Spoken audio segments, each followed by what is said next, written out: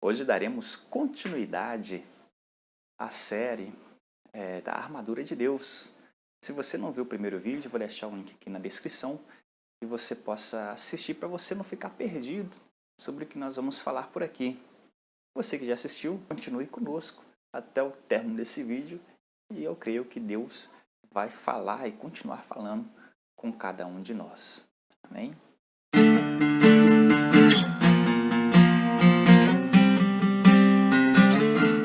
Meus queridos irmãos, a paz do Senhor. Meu nome é Jefferson Cirilo, que Deus continue abençoando a cada um de vocês no nome de Jesus Cristo. E hoje vamos dar, como eu já falei, sequência ao estudo sobre a armadura de Deus. Falamos que existe uma armadura, falamos que é preciso se fortalecer no Senhor para vestir essa armadura na força do seu poder, e, enfim, outros aspectos no vídeo anterior. E hoje vamos ler o versículo de número 12 do capítulo 6 do livro, ou da carta, que o apóstolo Paulo escreveu aos Efésios, que diz o seguinte: Pois não é contra carne e sangue que temos que lutar, mas sim contra os principados, contra as potestades, contra os príncipes do mundo destas trevas, contra as hostes espirituais da iniquidade nas regiões celestiais. Graças a Deus, bendito é o nome do Senhor Jesus. Aqui nós podemos entender algumas coisas.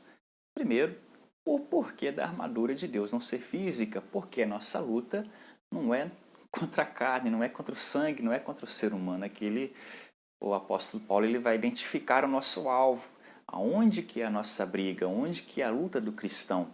E ela não é contra nada que seja material. Por isso a armadura não é material, ela não é física, ela é uma armadura espiritual. E essa armadura consiste em algumas características e serve para você combater estas entidades que o apóstolo fala para nós aqui neste livro. Mais uma vez fica claro que a nossa luta não é contra a dirigente do círculo de oração, contra o pastor, contra o ciclano, bletano, enfim, mas enfim, ela é contra as hostes espirituais, esses que orquestram a maldade, os que dominam o intelecto dos líderes do mundo. Infelizmente, existe sim alguém governando por trás de quem governa, e muitas das vezes, né?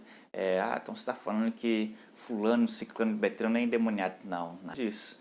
Porque muitas das vezes são influenciados quando acontecem coisas que prejudicam a sociedade, prejudicam a população ou prejudicam o povo, principalmente cristão, que os caminhos que são apontados são caminhos diferentes ou divergentes do que nos orienta as Escrituras. Então nós temos que entender o seguinte: há uma influência maligna. Tudo que deturpa aquilo que é sagrado, tudo aquilo que se opõe a Deus é de influência maligna.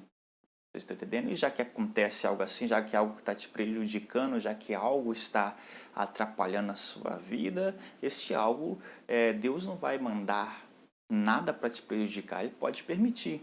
Acontece o seguinte, que você não estiver preparado ou lutando contra o alvo certo, não é contra Deus, não é contra o homem, é contra os espíritos malignos. Se você entrar na batalha correta, muitas coisas vão mudar.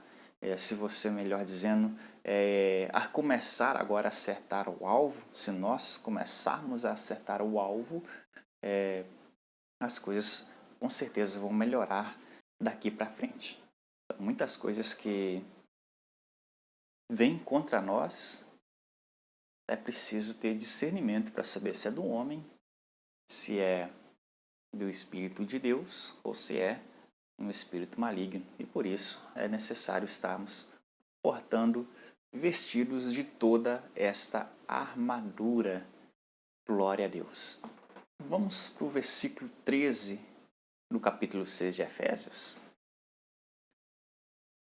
Portanto, tomai toda a armadura de Deus, para que possais resistir no dia mau e, havendo feito tudo, permanecer firmes. Graças a Deus. O versículo 13, mais uma vez, nos orienta a tomar toda, não é partes, não é uma parte, não é uma peça apenas, mas toda a armadura de Deus. Bendito é o nome do Senhor. E somente assim vai ser possível que a gente permaneça firme. Permanecer firme é dito que era um grito de guerra, ou seja, a pessoa enfrentava batalhas e passava por elas e no dia seguinte ou no término das batalhas ela estava firme, pronta para outra batalha ou preparada para qualquer batalha, qualquer eventualidade que pudesse acontecer de surpresa. Ele está firme, passou firme por situações e permaneceu firme depois de certas situações. E o cristão ele não está excluído de situações ruins. O cristão muitas das vezes, na verdade, ele vai passar por situações difíceis e situações ruins. É o famoso dia mau que nós lemos aqui. Esse dia mau pode ser terrível. Que dia mau é esse? É o dia mau que pode ser considerado o dia que você perdeu um ente querido. É o dia mau a qual nós podemos entender que quando você tem um filho, talvez, e este filho, infelizmente, nasceu com algum problema de saúde mental. Um dia mau, nada contra pessoas que, infelizmente, têm problemas de saúde mental, mas é muito triste para a mãe descobrir, é um fato, descobrir que o filho nasceu portador de uma doença mental. Então é um dia mau para a pessoa que tem um filho. É claro, o amor, o carinho deve e continua o mesmo e maior do que nos que são normais até mesmo, mas a notícia é uma notícia triste. É um dia mau. Um dia mau quando nós perdemos talvez a esperança, perdemos tudo. Quando Salomão vai dizer que existe tempo para tudo, infelizmente um dia mau chega. O dia mau pode ser a velhice, pode ser a incapacitação. Inúmeras coisas pode ser o dia mau. E o cristão, ele não está excluído de acontecimentos de dias maus na vida dele. E para que ele possa resistir a esses dias, é necessário que ele esteja trajando essa armadura.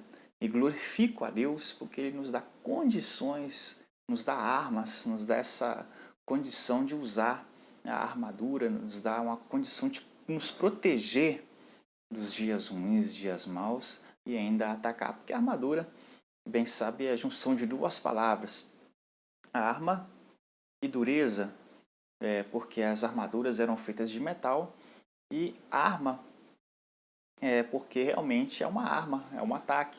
O escudo também, além de proteger, né, os soldados usavam para bater, atacar, a espada também servia para isso. São características que nós vamos ver mais logo à frente da armadura de Deus. Claro que de maneira espiritual. Então, entendemos que a armadura é tanto para atacar, assim como para defender e, obviamente, resistir aos dias maus. Glória seja dada ao nome do Senhor. Vamos para o versículo de número 14. Estais, pois, firmes, tendo cingido os vossos lombos com a verdade, e vestida a couraça da justiça. Graças ao bom Deus. Aleluias. Bendito é o nome do Senhor. Estais, pois, firmes. Aqui ele disse que o apóstolo Paulo vem dizer que estejamos preparados, estejamos firmes, e agora ele vai dar a introdução às peças, às partes da armadura a serem vestidas. E ele vai começar falando, estáis pois firmes, trajados, ele começa a falar, então, cingindo os vossos lombos com a verdade. Bendito é o nome do Senhor. Aqui as coisas começam a ficar um pouco mais estreitas, porque nós tínhamos falado o seguinte: se não estivermos com toda a armadura, a gente está sujeito a cair nas ciladas do inimigo, nas armadilhas do inimigo. E a verdade é uma peça da armadura, cingindo os vossos lombos com a verdade. Na época dos soldados romanos existia um cinturão. O soldado romano usava uma espécie de cinturão sobre a armadura que dava aquela sensação de firmeza, né? Prendendo a armadura, segurando as peças da armadura, digamos assim, ele tinha aquela firmeza, confiança de que nada ia se soltar, digamos assim. Aqui Paulo acha que ele coloca essa semelhança justamente com os lombos cingidos com a verdade, porque a verdade, quando você diz, você está confiante, você está sendo sincero, você está sendo seguro, totalmente ao contrário da mentira. Ou seja, se os soldados tivessem aquele cinturão, podia, essas peças que estão um pouco bamba, né? Ou seja, quando nós falamos mentira, nós temos pouco menos de confiança, até um pouco não, né? Confiança nenhuma, segurança nenhuma. A gente não tem essa mesma segurança quando nós falamos a verdade. É por isso que Paulo vai usar, tipificando, né, a verdade como cinturão ou os lombos cingidos, como a verdade, graças a Deus. Uma coisa que eu falo muito é o seguinte: diga sempre a verdade e ela não será usada contra você. Veja bem, quando nós proferimos a mentira e alguém descobre que foi mentira, ele já vem jogar a verdade na sua cara, ou seja, ele está usando a verdade contra você. É melhor usar a verdade, que aí a pessoa não tem com que te atacar caso você erre, entende? Caso você é pego, descoberto. Então, quando a gente deixa por um momento de falar a verdade, falamos a mentira, nós estamos abrindo brecha para o inimigo atacar. Inclusive, há uma coisa interessante, a Bíblia inteira, você vai ler ela quando fala do diabo, fala do inimigo, fala do nosso adversário, das potestades, você vai entender o seguinte, você vai perceber o seguinte: não existe nenhuma atribuição de alguma coisa que o diabo criou, a não ser a mentira. A única paternidade que a Bíblia dá ao diabo é a mentira. Então, quando nós falamos mentira, estamos usando a ferramenta que o diabo criou. É a única coisa que ele fez. Está registrado no Evangelho de João, capítulo de número 8 e versículo de número 44. Você vai ver essa conotação, essa colocação, dizendo que o diabo é o pai da mentira. No entanto, quem é a verdade? Aqui nós podemos fazer uma semelhança de quem que é a verdade. A verdade, ela é Cristo, graças a Deus. Ele mesmo diz que ele é o caminho, a verdade e a vida. Bendito é o nome do Senhor. A verdade também é a palavra de Deus. Quando Paulo escreve ao Timóteo, em um dos seus versículos, ele vai dizer: procura manejar bem a palavra da verdade. A palavra de Deus é a palavra, as Sagradas Escrituras também é a verdade. Bendito é o nome do Senhor. E também a igreja, que deve ser coluna e firmeza da verdade. Ela deve sustentar a verdade, que doa quem doer. Infelizmente, tem muitas congregações que não têm usado a verdade, têm preferido fazer coisas, shows, vamos colocar assim, do que a verdade. É preferível falar, nessas igrejas, é preferível falar que vender uma rosa lá que vai trazer o perfume de Cristo para sua casa, vender uma vassoura que vai varrer o mal da sua casa, vender uma terra santa que virá da sei da onde, do que falar a verdade, que é a palavra de Deus. Isso é muito triste e é muito errado. No entanto, a igreja que diz a verdade, essa igreja, perante os olhos de Deus, é uma igreja que está, aleluia, nos caminhos corretos.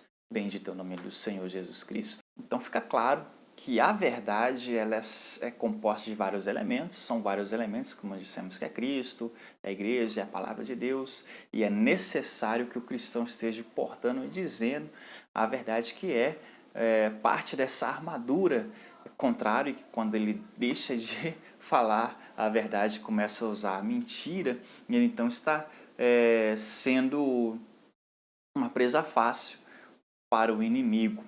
Nós vamos ficar por aqui hoje. No próximo vídeo nós vamos falar aí das outras peças, que Deus possa continuar abençoando a você que assistiu até aqui no nome de Jesus Cristo. Deixe seu like, e se inscreva no canal. Muito obrigado, que Deus abençoe todos vocês. Fique com Deus e até uma próxima.